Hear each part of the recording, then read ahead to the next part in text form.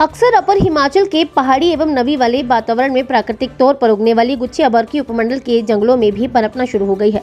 इससे ऐसा अनुमान लगाया जा रहा है कि गुच्छी के लिए अर्की उपमंडल का मौसम अनुकूल बना हुआ है।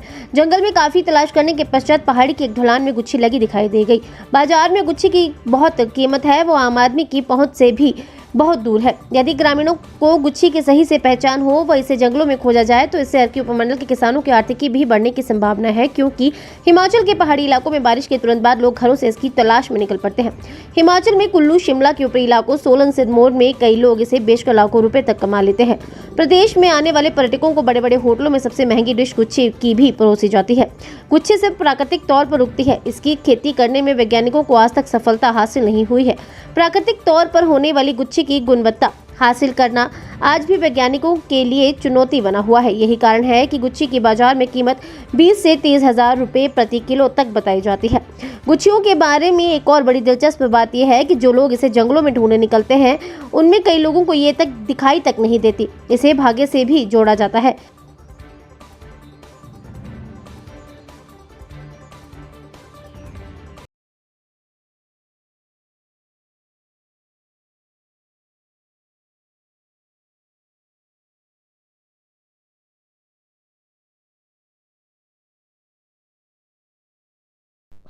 मैं आरपी जोशी, अध्यक्ष हिंदुस्तान जन सेवा समिति कुनिहार अर्की।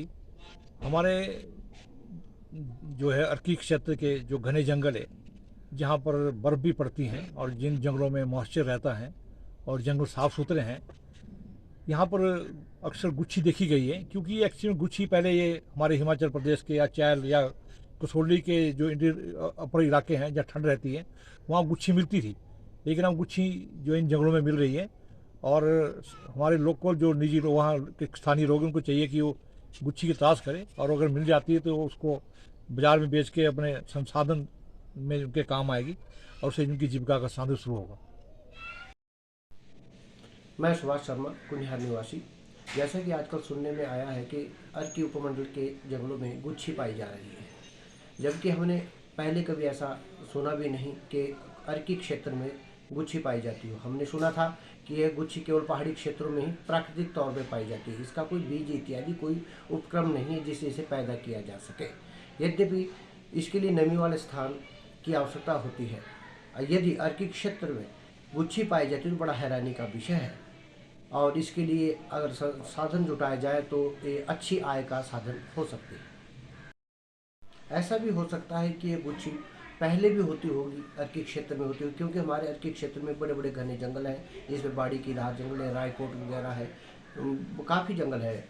यदि सरकार से आग्रह करना चाहता हूँ कि क्या पता किसानों को इसके बारे में कोई नॉलेज ना हो, जानकारी ना हो गुच्छी के बारे में, यदि सरकार कोई ऐसे कैंप लगाए जिससे किसानों को पता चल सके कि ये गुच्छी कैसी होती है, क्या होती है, कैसे इसको इकट्ठा किया जा सकता है, तो सरकार से आग्रह है कि अर्की की जनता को इस बारे में जागरूक करें। हिमाचल प्रदेश के लिए कुनिहार से चंद्रप्रकाश नेगी की रिपोर्ट।